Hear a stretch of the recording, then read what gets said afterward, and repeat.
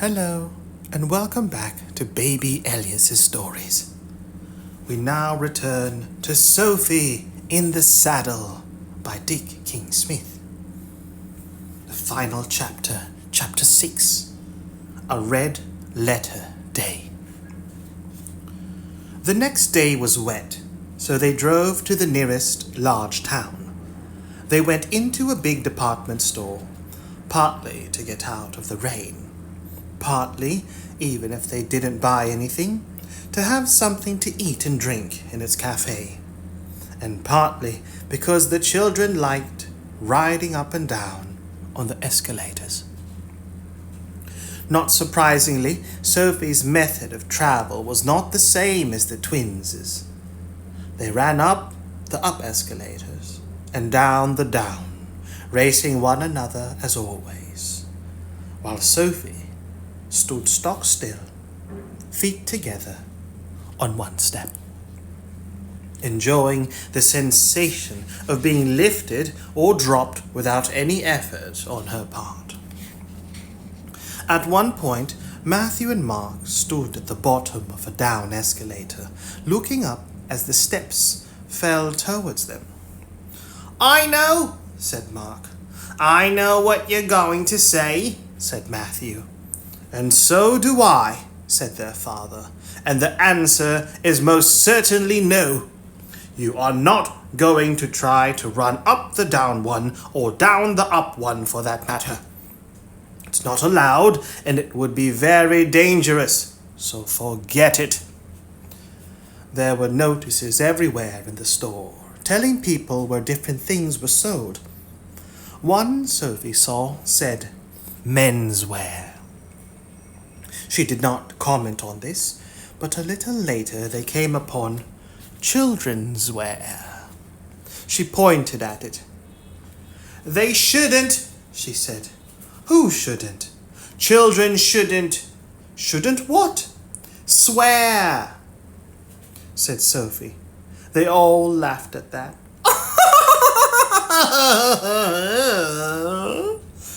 "Oh, Sophie," her mother said, "you are a hoot."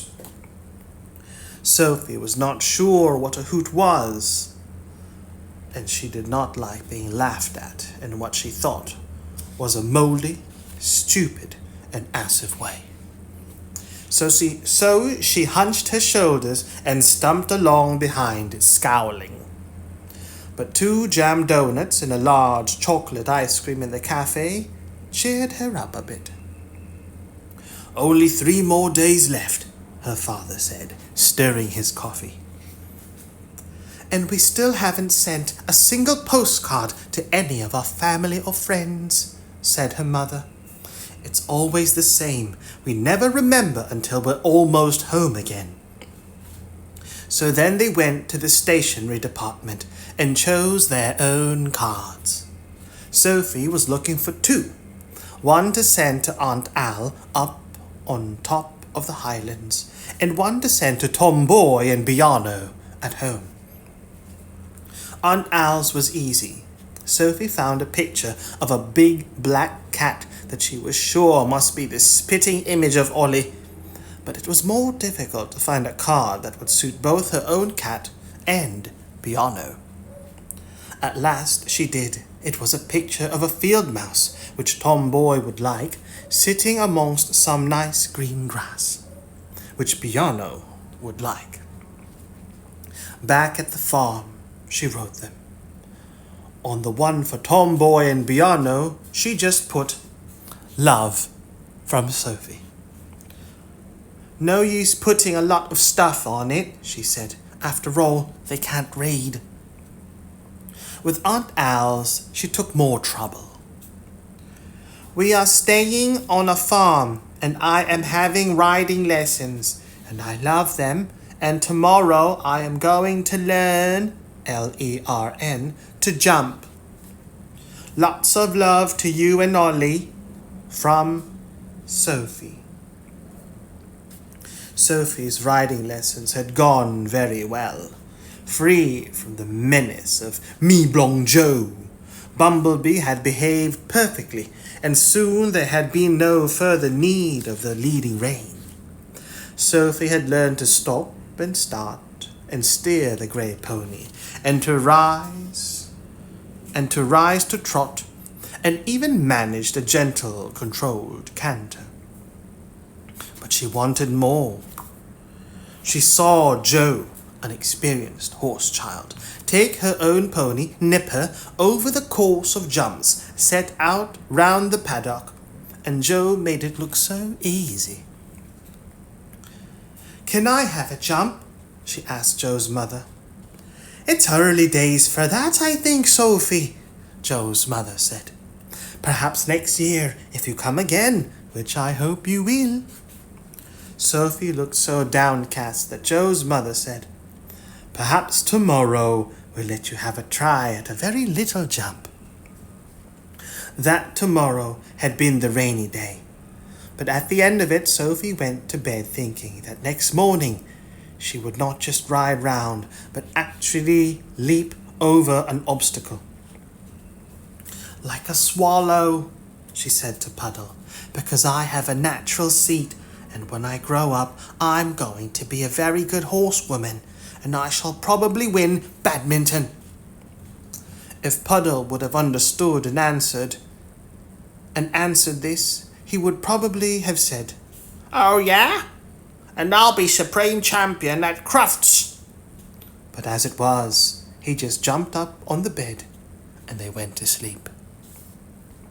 Sophie's father usually settled down with his pipe and a newspaper during the hour's riding lesson after breakfast, while the twins kicked a football about on the farmhouse lawn.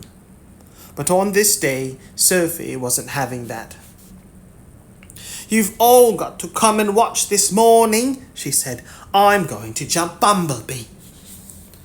"Jump over her, do you mean?" said Matthew.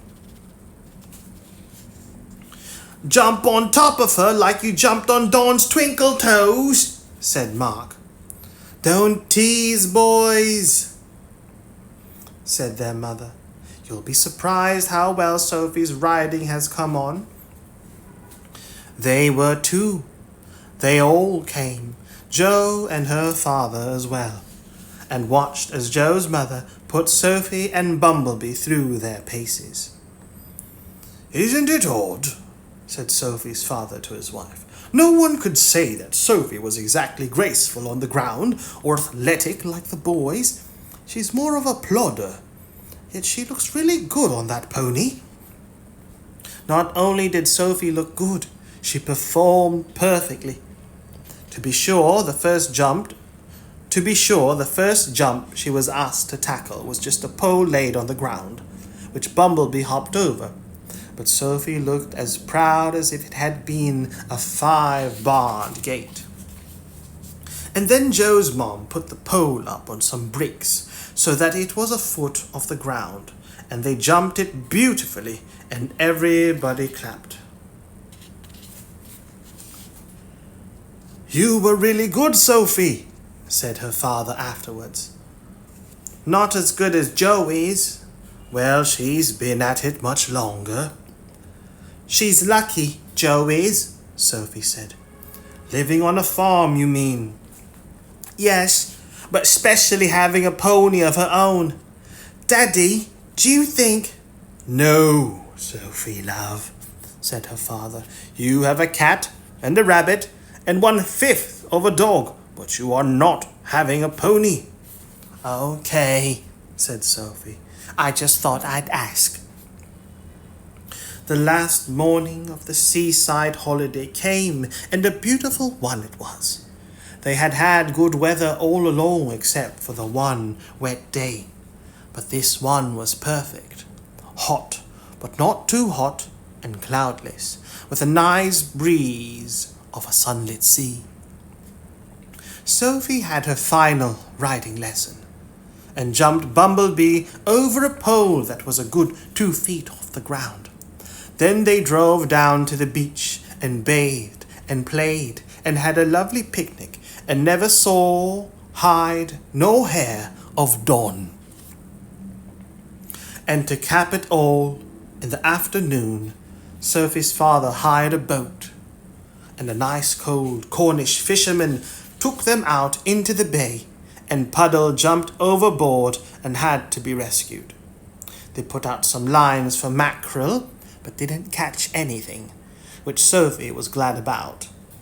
Partly this was because she thought it must be very painful to have a little hook in your mouth, and partly because she was worried they might catch a pilchard, which in tomato sauce was her most unfavorite fish. In tomato sauce was her most unfavorite food. And afterwards, when the old fisherman put them ashore, he shook hands with everyone in turn. When he came to Sophie, he said, "And how old be you, me dear?" "6," said Sophie. The old fisherman smiled down at her. "Next summer," he said, "when you do come back to Cornwall, you'll be growed up like a runner bean." Afterwards, Sophie said, "Shall we come back next summer?" "Let's," said the twins. "We might," said their mother.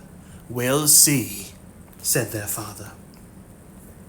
The next morning, while the car was being packed up, Sophie went round with Joe to say goodbye to the cows and the sheep and the hens and the ducks and the geese, and to me, Blong Joe, and to Nipper and the other horses and ponies, and last of all, to Bumblebee. "Goodbye, my dear," she said to the grey pony. "Be good and keep away from that Pig, and I'll see you in a year." "It's an awful long time to wait," she said to Joe.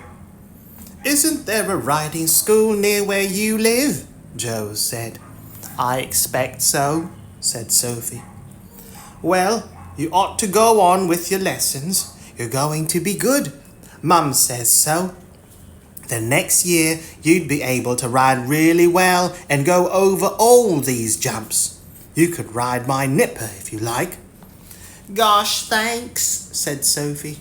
"But I've only got £12.60 farm money, and riding lessons are sure to be expensive." "Ask your mum and dad. They'll say, 'Wait till next summer.'" "Riding lessons are expensive," they said when Sophie asked them. "Wait till next summer." Sophie felt sad as they drove away. Sad at leaving Joe and her mum and dad and all the animals. Sad at leaving the sea in which she and Puddle had doggy-paddled about so happily. Then she went to sleep. When she woke up again, they were almost home, and then very soon, she was stroking Tomboy and petting Biano, and unpacking in her own room with the pictures of Blossom and April and May and Shorty and Measles. "Sophie," her mother called from downstairs, "there's a letter for you." Sophie plodded downstairs, frowning, and thought, who could it be from? She looked at the handwriting on the envelope. It seemed familiar. She looked at the postmark. "Drum Mochter," it said. She opened the envelope. "Dear Sophie, thanks for your postcard. Glad you are having a nice time. I am well, and so is Ollie. Interested to hear you are learning to ride. I was pretty good on a horse 75 years ago. Love, from Aunt Al. P.S. Why not get your mother and father to find out if there's a good riding school near you where you could be having a course of lessons? It would make a nice combined Christmas and 7th birthday present, wouldn't it? P.T.O. They wouldn't pay for a course of lessons, Sophie thought. It's too expensive. They said so. "What does P.T.O. mean?" she said. "Please turn over." Sophie turned over the page of writing paper and read. PPS. A present from me, I meant. AA. And from Sophie there came a great cry of "Yikes!" The end. Good night, baby Elias.